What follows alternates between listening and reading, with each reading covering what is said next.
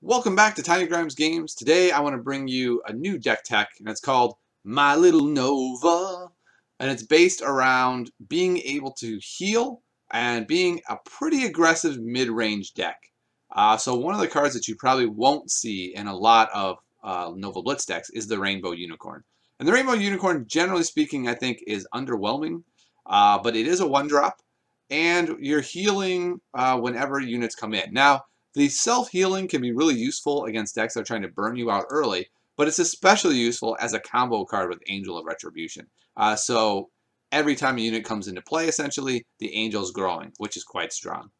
It has, if you've noticed, a bunch of 1-drops in 3 Cultists, 3 Unicorns, and 3 Verdant Druids. And the reason behind that is we're looking to get a hold of the board early and then buff them with both Forge Barbarians and enlarges to try to put a little bit of pressure on so that by the time we hit cards like Angel of Retribution and Lightning Angel, those cards become our closer cards instead of the cards that are just sort of helping us along, helping us get farther in the game. I've had some other iterations where I didn't have as many 1-drops, I didn't have the enlarges, and I kept running into these situations where I'd get close, but by the time I got to the Lightning Angel, it wasn't a closer card. It was a card that would get them down to, say, 10 or 8 or something, and then they would start playing their late game cards like Mind Controls and Kaijus and Ice Dragons and quickly win the game after that.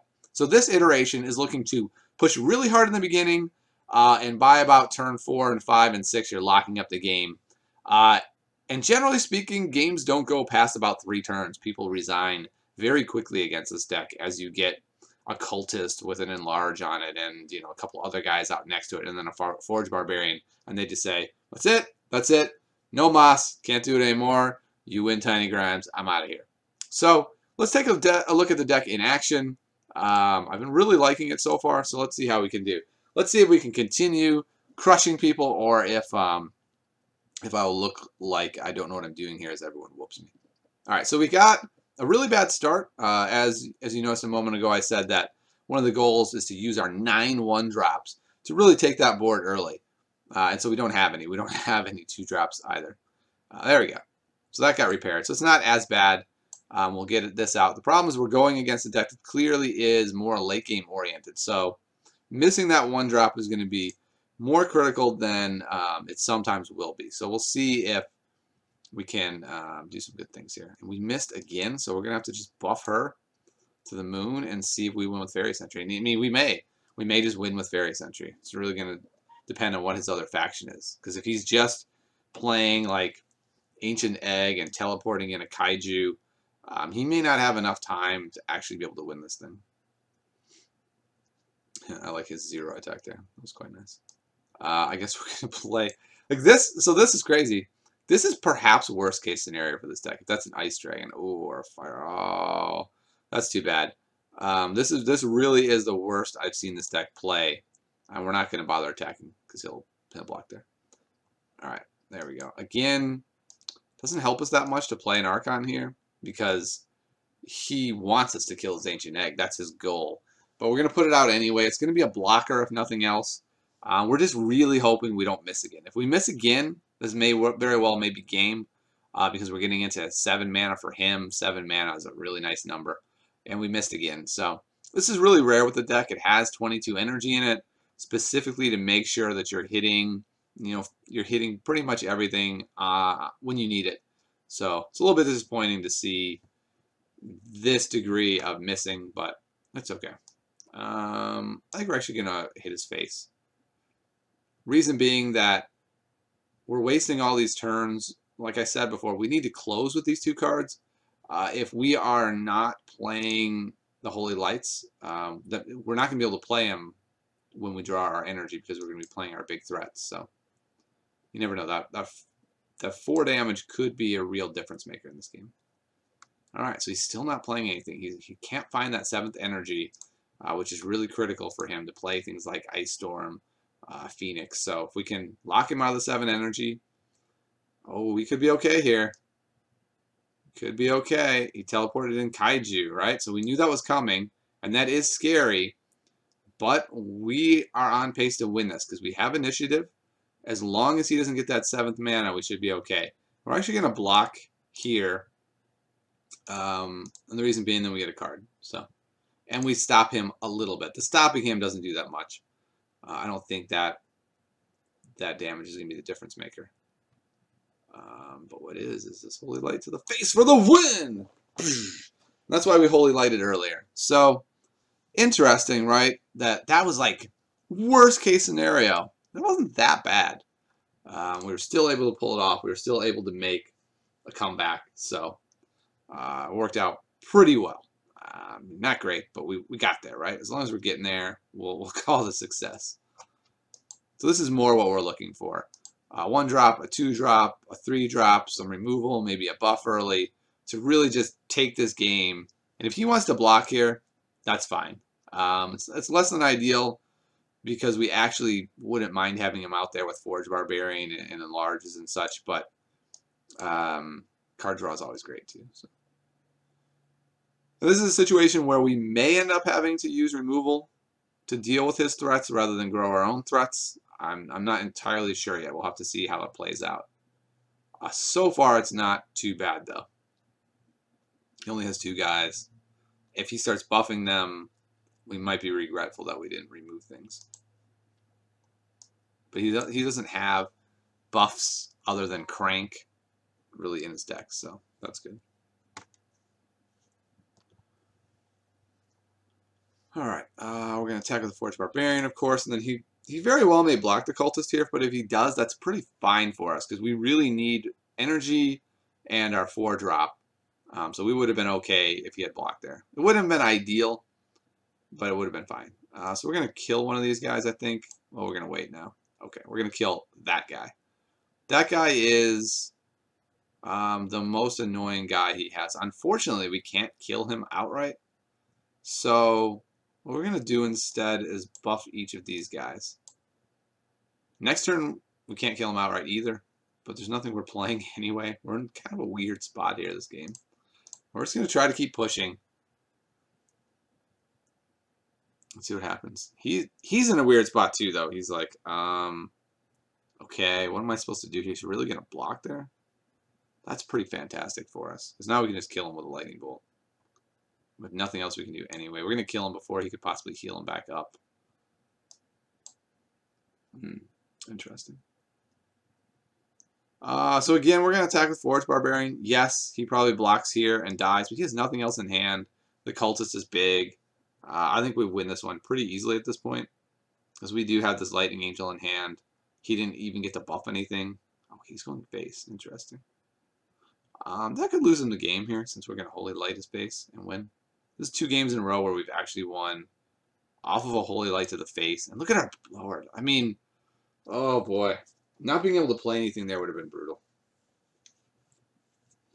But we end up okay in the end. All right, gonna play a couple more here. I think you're getting a feel for just how strong this deck is. That worst case scenario, it won.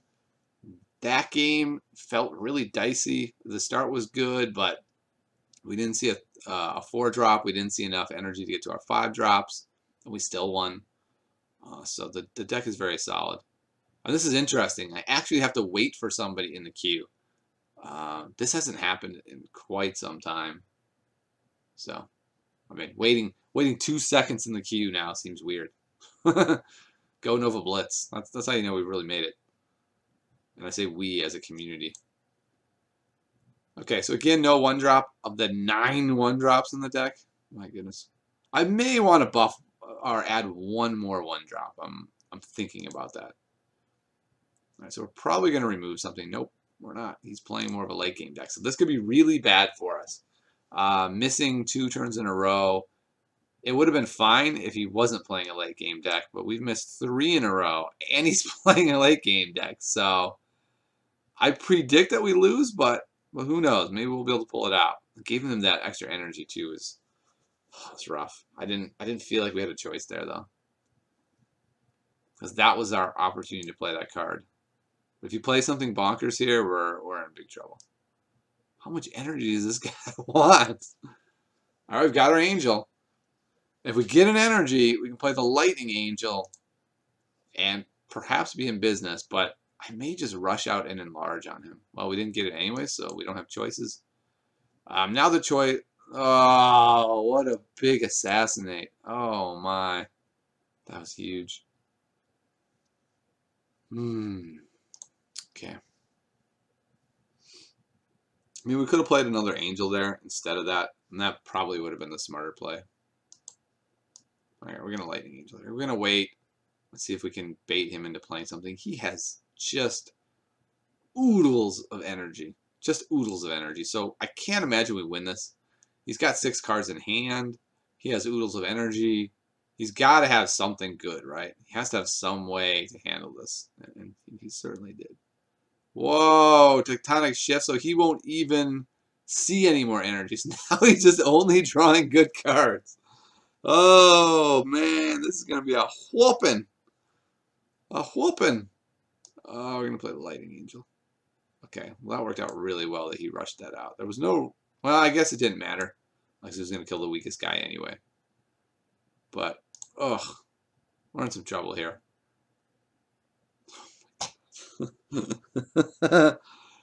Okay, well, I mean, we missed our early drops repeatedly, and our opponent played a late game deck.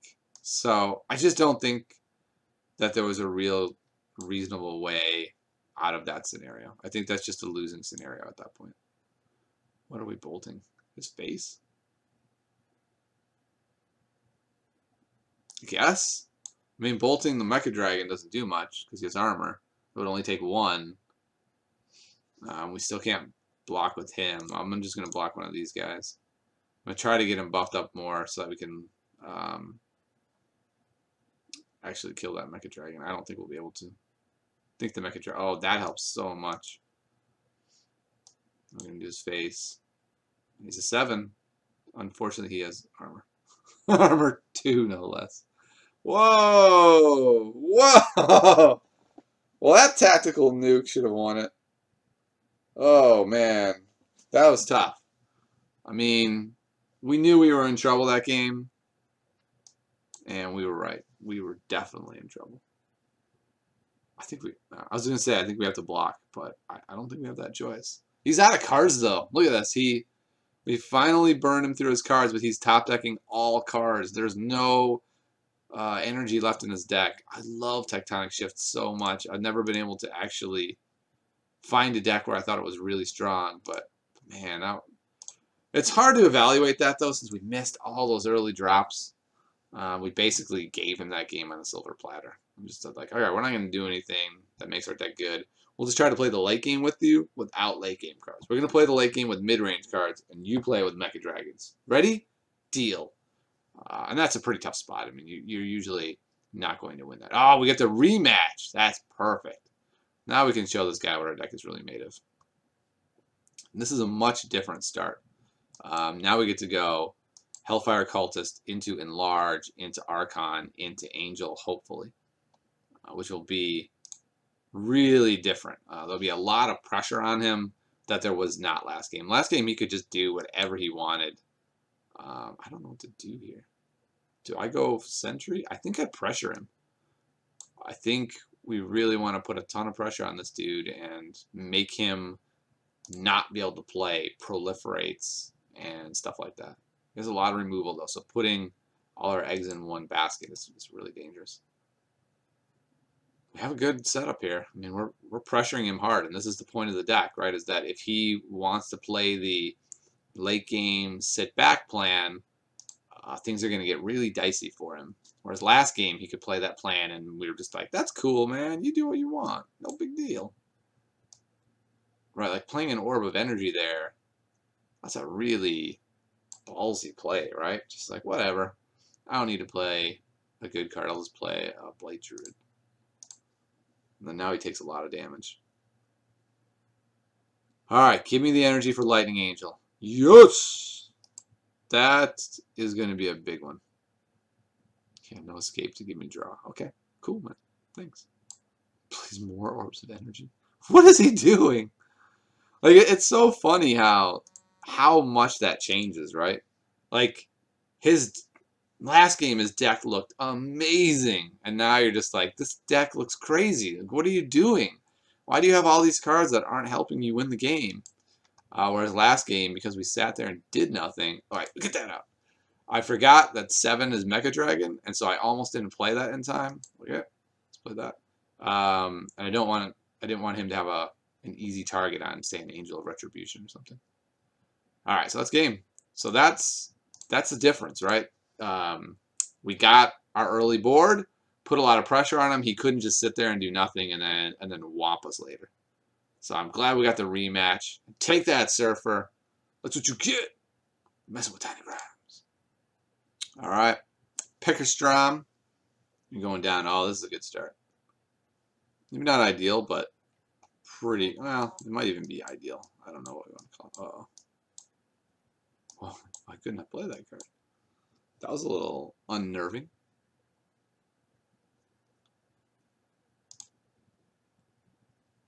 Okay.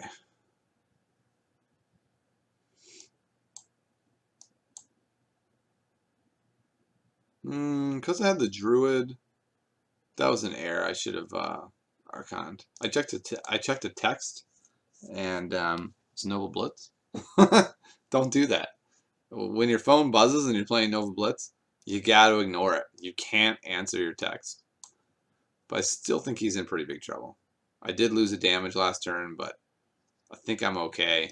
It could have been a lot worse if I had drawn the 4-drop Angel, then I would have been pretty upset. But it ended up okay. I just looked foolish. So we could blitz him for 8 to the face. Be 8, 11, 12. He'd be almost dead. Let's do it. The main reason is it sets up so that we're very close to killing him with Holy Light next turn. And he's clearly playing a late game. Like, he's Arcane Divine. He's not doing anything. He definitely wants to drag this thing out as long as possible and then beat us. And so we're basically saying, no, sir, we're not going to do that. In fact, you lost right here. Boosh! So you killed him too early. That's a really good lesson of if you're going to kill something, there's really no reason to go that early. And especially if it draws. You really need to do it later in the turn so that it's after that first half has gone by and that they can't attack that turn. That was an egregious blunder that actually cost him the game. Like, he probably still lost anyway, right? But that blunder instantly lost the game. The game was just, whoop, we're done. I think I'm going to double enlarge him. It's either unicorn enlarge or double enlarge. I think double enlarge on him is really strong. See if we can get it off in time. It's a little less strong now. I know he's playing tech because he could kill him kind of easily. But you know what? Since I get the 2 cards back from him, it feels worth it. It might have been better to go unicorn, cultist enlarge, and then enlarge the unicorn though, because that way he can't chump block him all game. So actually that was probably an error. And then with the Forge Barbarian, I would have 2 guys that I'm pumping. So that actually was a mistake. You know, it's one of those oh well kind of deals. Wait, he doesn't have. Okay, never mind. But if I had it to do over again, that's how I would do it. All right, so we're probably just going to remove whatever he plays this turn. We don't really have anything worth playing. I mean, we'll play something. We can remove one of them. Let's play the unicorn. Nope, I should have played. That was really foolish. I should have played the druid. Because if I draw something good, then I would be regretful of that. Like if I draw the 4-drop here, then it was a ridiculous play. Oh man, do I just? No, I'm gonna attack with. No, I went in the wrong order. He wouldn't have died. Oh, what are you doing? Oh, now I'm all over the place. That was a foolish play. Lots of mistakes right here. Now we're gonna do him. All right. Yeah, we're just gonna attack with everyone.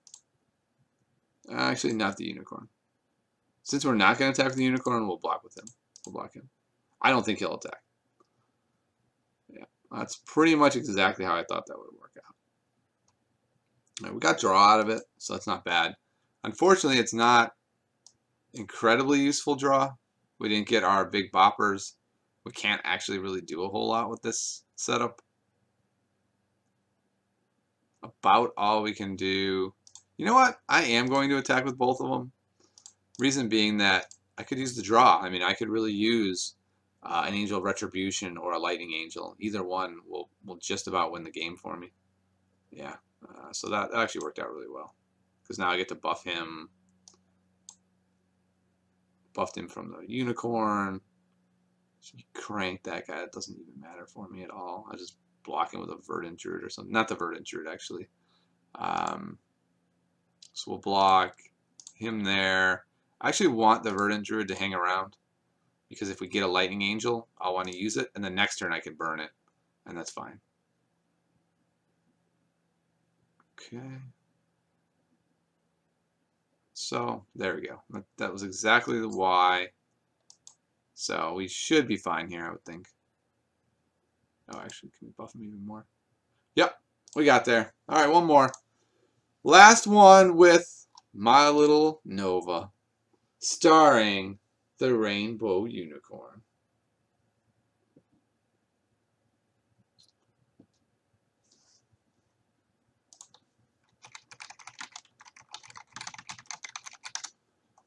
Okay, Verdant Druid is the clear answer here. Both of them are fine, but being able to ramp up to the Forge Barbarian on the second turn and then buffing the Verdant Druid is super strong, so we'll just take that approach. Rainbow Unicorn isn't really that necessary. There's why he's necessary, so this is going to be really cool. We'll be able to do some fun stuff here.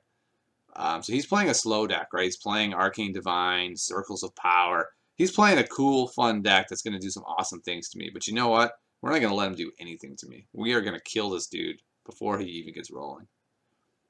And that's what makes this deck so strong, is that it really does well against control decks because they have a hard time getting to the point where they're controlling you. It does well against aggro decks because it has a bunch of heal. It has a bunch of way to deal with the early board. And then with all that heal later in the game, especially once you've controlled everything, once you survive that initial burst, yeah, you're usually fine. So yeah, he's kind of dead here. This is crazy. This is crazy. I got an 8-9. Resign maybe. Wow, that was terrible. All right, there we go. And that is My Little Nova. So I hope you enjoyed this tech deck. I'm going to try to do one every 2 to 3 days when I come up with some new decks. So far, I've been able to find decks that are really dominant. Not all of these decks will be this dominant because there's just only so many new, innovative, dominant decks. But follow me on my YouTube channel, and I will see you next time.